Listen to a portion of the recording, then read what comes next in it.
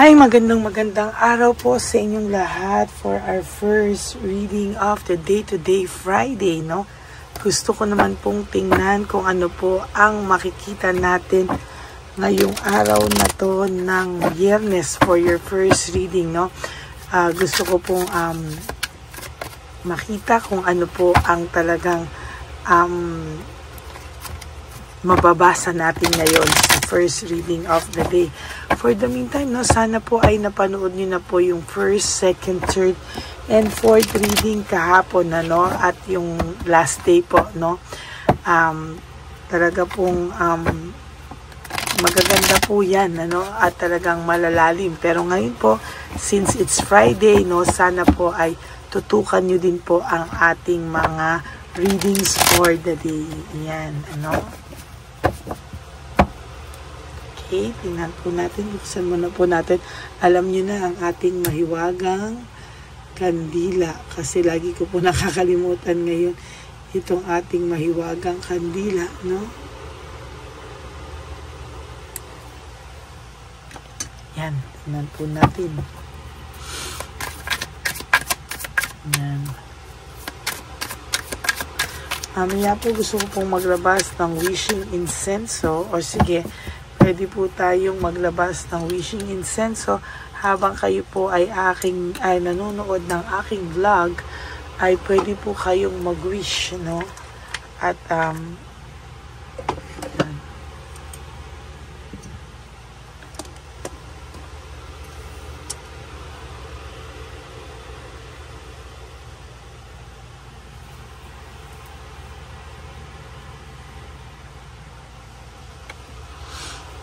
okay.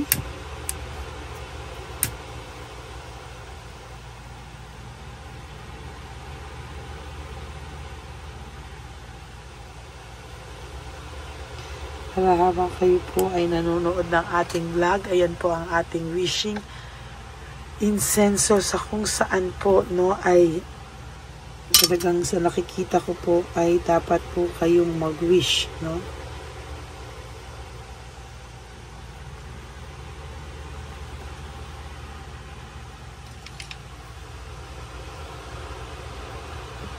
Ito na nga lang natin ilagay ang ating mga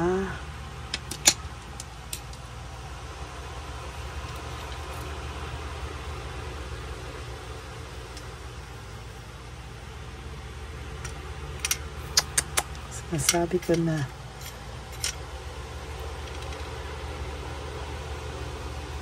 Yan, nagsisimula na po siya. Pwede na po kayong unti-unting mag-wish, no? Habang ako po ay yan, okay? Habang ako po ay nagbabasa, no? Pwede nyo pong sabayan ng inyong mga heart's desires, no? At yan po ay ating nilabas ang ating wishing incenso, no? Para po kayo ay makapag-wish. Yan po ay aking munting regalo para sa inyo, no? With wishing incenso po yan.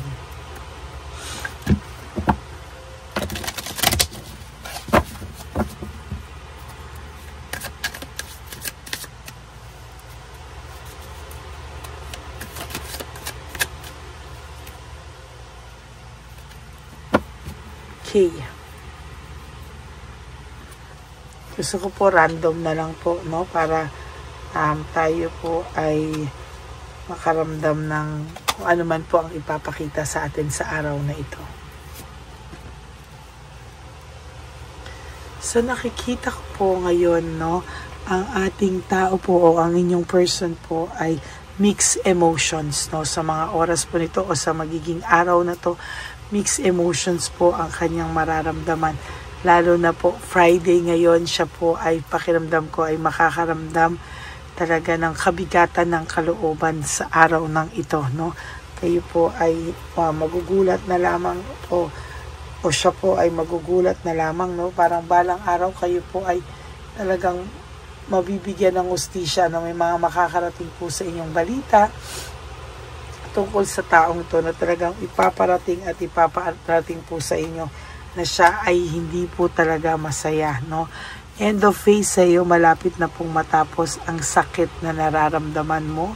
Malapit na pong matapos at malapit ka na pong magkaroon ng hustisya sa ginawa po sa'yo, no?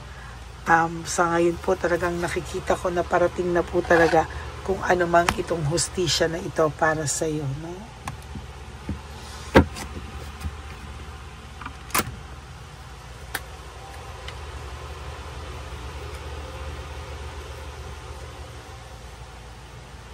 Parating na ang for some of you dumating na po, no? Hustisya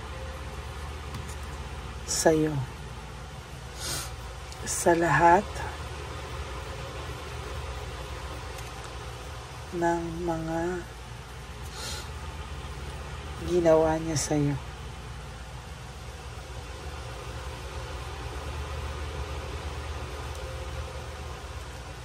Siya naman.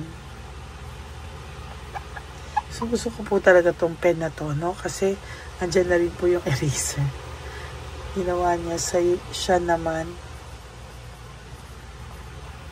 ang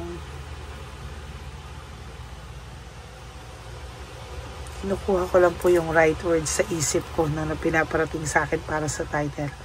Parating ng hustisya sa iyo sa lahat ng mga ginawa niya. Siya naman ang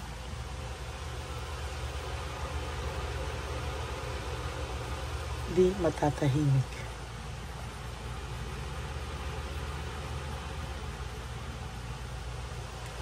Hindi ito ang word, hindi po ito. Sorry po, no. Siya naman ang babalikan siya. Yeah, that's the right po, no. Yeah, so babalikan siya.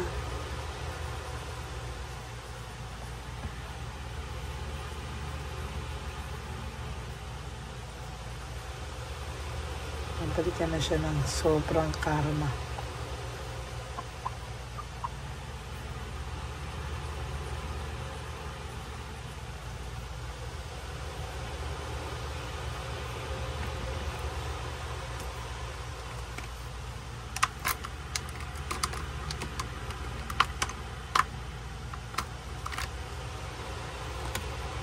Yan, parating na pang-hustisya sa iyo sa lahat na ginawa niya sa iyo. Babalikan na siya ng sobrang karma, no. Actually, for some of you, no, meron na po, no. Naging mabuti ka po sobra sa lahat ng sa taong ito at sa buong kamag-anakan nito, kahit nga po barangay nito, sa totoo lang buong barangay nito. Nung minahal mo siya, minahal mo rin po ang buong barangay nila, no.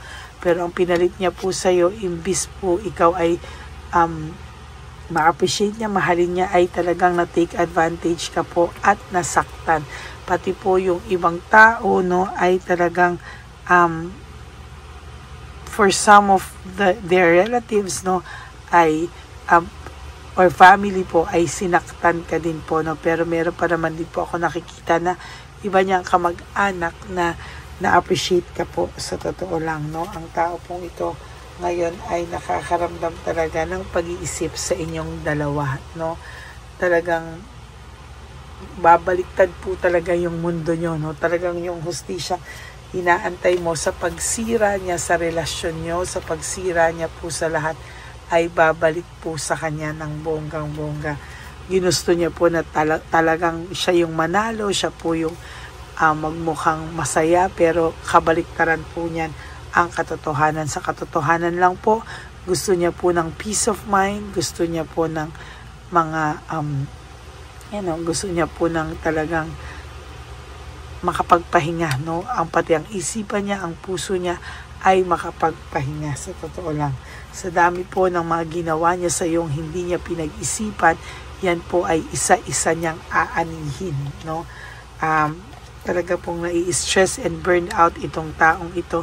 Panay po, bigat ng loob ang pakiramdam niya ngayon. At sasabihin ko po sa iyo na hindi po siya nakakatulog, no. Very dissatisfied po ang taong ito sa takbo ng buhay niya. Hindi niya po alam kung saan po siya magsisimula, no. Gusto niya pong ng new beginnings, no, endings and new beginnings. pero hindi po yan ipapagkaloob sa kanya, sa iyo pa po, no? Baka ikaw po ang magkaroon ng new beginnings sa buhay mo, no? Yan, no? Panay po siya paghihirap ngayon, struggling, no? Talagang ang daming cruel things, problems na dumarating po sa taong ito, no? Ito po yung sinasabi ko sa iyo na malapit ng dumating ang hustisya sa iyo. Talaga pong sinasabi ko sa iyo, ayan, no? There will come a time na lahat po ay babagsak sa kanya. No, the more po niyang tinataas yung sarili niya, the more po nababagsak siya, sa totoo lang, no? Yan, no? There will come a time kakailanganin po nito ang tulong, no? Kakailanganin niya po ng tulong at kakailanganin niya po lahat sa kanya, oh. Ayan. Manghihina po siya, no? There's weakness, no? Tatry pa po niyang i-manipulate ang ibang sitwasyon niya, pero hindi niya po mamamanipulate. Siya po talaga ay manghihina. Actually, nawala na po ito ng self-confidence, no? Talagang sa nakikita ko po, ito pong taong ito ay matindi na po ang dadaanan, no? Wala po siyang magawa, the hangman, no? Talagang ito pong taong to ay pinipilit niya pong kumilos, pero wala po, work without result, meaning wala pong nangyayari sa kanya. Ngayon, hindi niya na po alam ang magiging desisyon niya, kung ano po ang kanyang gagawin at solusyon. Ang naisip niya lang po sa ngayon ay ilayo po ang sarili niya sa mga tao, no? I-isolate muna ang sarili niya sa mga tao, at talagang sa nakikita ko sa mga susunod po na panahon, siya po ay lalong mawawala ng pag-asa sa buhay. Mawawalan din po ito ng mga totoong kaibigan, at mga taong tutulong sa kanya ay maglalaho po na parang bula. You know, dapat talagang there's self-pity, no? Nag-iisip po ito, at talagang may self-pity po akong nakikita, no? And sa nakikita ko po, talagang magkakaroon to ng financial struggles. Ako, maiisipan po rin itong lumapit sa iyo, no? Talagang lulunukin na po niya yung pride niya, pero ngayon po sa ahirap at ginhawa ngayon, hindi po talaga siya lalapit sa iyo because of too much pride, no? Yung iba naman po ay lulunukin na nila yung pride nila at lalapit po sa iyo, pero sana wag mo muna po itong intindihin, ano? Ayan, no? Simula po nang iwanan kanya, hindi naman po siya naging masaya, no? Sa totoo lang, ngayon po ay siya po ay nagre-reflect sa buhay niya, no? There is reflection here na nangyayari po sa kanya, at talagang very, very disorganized ang buhay niya. Bakit? Biglaan po yung mga karmang dumadating sa kanya. Hindi niya po napaghandaan, no? Hindi niya po talaga napaghandaan, at talagang bumagsak po ang mundo nito. Dati po, sobrang yabang nito. Sobra po itong, sobra po ito, no? Pero ngayon po, sasabihin ko sa inyo ang totoo, no? Talagang ang lalaki pong ito ngayon ay, or yung person niyo po, it's either lalaki or babae, tandaan niyo po, no? Tandaan niyo po talaga, yung ginawa niya po sa iyo ay may hustisya ka na po, no? Hindi mo lang po nababalitaan pa sa ngayon. For some of you, hindi mo po alam ang pinagdaanan nito nang ikaw ay iwanan niya, no? Nang ikaw ay saktan niya, nang ikaw ay iwanan niya, hindi mo po alam kung ano po ang mga nangyari dito. Hindi mo po alam kung ano ang mga talagang malayo po talaga, no? Sabi ko sa inyo, talagang hindi po kakayanin talaga, no, na masolusyonan sa ngayon. Talagang nabigla po siya sa mga nangyari, at ngayon po para po siyang walang direksyon. Hindi niya po alam paano at saan magsisimula, no? Talagang grabe po ang pinagdadaanan niya ngayon. Bumaliktad po yung mundo niya, na akala niya ay napakagandang mundo o buhay ang nag-iintay sa kanya. Sa niya po sa iyo, grabe po yung panloloko niya sa iyo, no? Pero sa totoo lang po, sa grabing panloloko niya po sa iyo, grabe din po ang binalik sa kanya ng tadhana, no? For some of you, nabalitaan nyo na. For some of you, alam nyo na. but for some of you, parating pa lang po, no? So, yan po ang ating first reading of the day today, no? Parating na po, or for some of you, dumating na po ang hustisya sa'yo sa lahat ng ginawa niya sa'yo, at talagang babalikan at babalikan siya ng karma sa ayaw man niya o sa gusto niya. Maraming salamat po sa inyo, at yan po ang ating first reading of the day. I hope na naka-resonate po kayo, and if you do, can you please give me a like and comment down below, and please click the bell po para po updated kayo sa ating channel, no? Sa mga latest upload natin. And of course, you have to subscribe para po hindi kayo kasi pag hindi kayo nakasubscribe, mahirap po, no? At least you go to my channel, you pindutin nyo po yung subscribe and the bell para po updated kayo sa lahat ng latest videos na aking ina-upload, no? And sa akin pong mga subscribers na gusto pong magpa-personal reading, you may contact me po at Lady Lee Elena, that's Ladyly Elena. Nasa dulo po yan na ating video, dyan nyo lang po ako makukontak. That is my only official and legit FB account. Yan. So maraming salamat po sa inyong lahat. And sa akin naman pong mga ever loyal, solid, and faithful na Lady Elena family, no, alam ko pong hindi po kayo mauuto ng ating fake Elena na kung saan siya po ay nanloloko at nang-i-scam ng tao, no. Nandyan din po yan sa medyo dulo na ng ating video bago po yung aking official and legit FB account. Okay? To my ever loyal, faithful, solid na Lady Elena family, I love you all from the bottom of my heart, no? Mahal na mahal ko po kayong lahat, at sana po ay wag po kayong mapapagod na ako po ay intayin at panoorin sa loob ng isang araw. Dahil sabi ko nga po sa inyo, kahit gaano ako kabisi, I will make time to do videos for you, no? Hindi ko po kayo papabayaan. At now we're on our second year na active tayo. Lalo ko pong nararamdaman na lumalakas yung mission ko for everybody, no, na magbigay po ng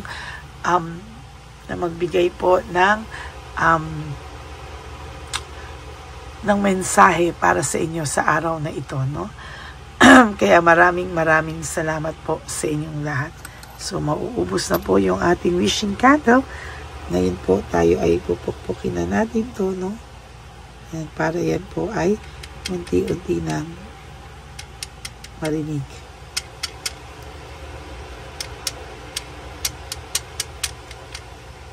Ito po ay magnet, no, kung saan ay ito po yung energy ng inyong person o kung sino man po ang inyong pinagdadasal, no, para po ito ay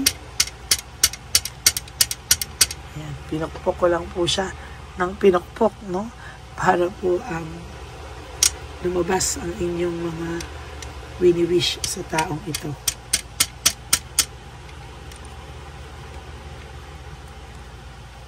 Yan.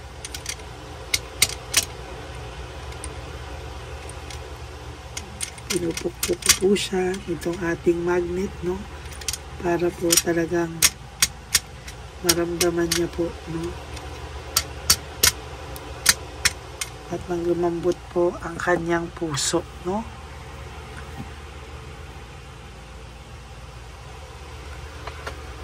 Ayan. Parang pinauusukan po natin yung kanyang puso, no. Lumambot at alam mo yon, talaga pong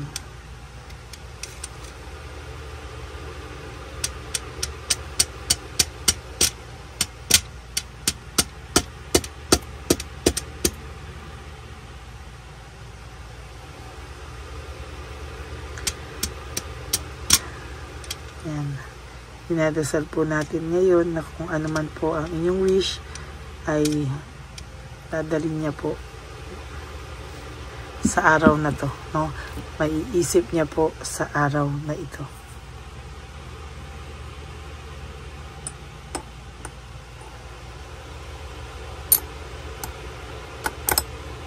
At isisealed ko po ang magnet dito.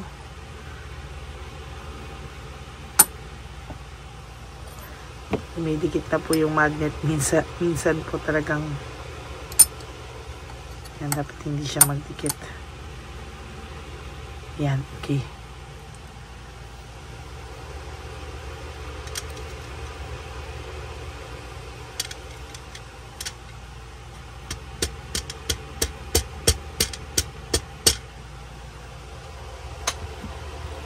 Okay, so, ayan po, nahayaan lang po natin siya na, napausukan natin at para sa paglambot ng kung sino man ito sa buhay niya, no?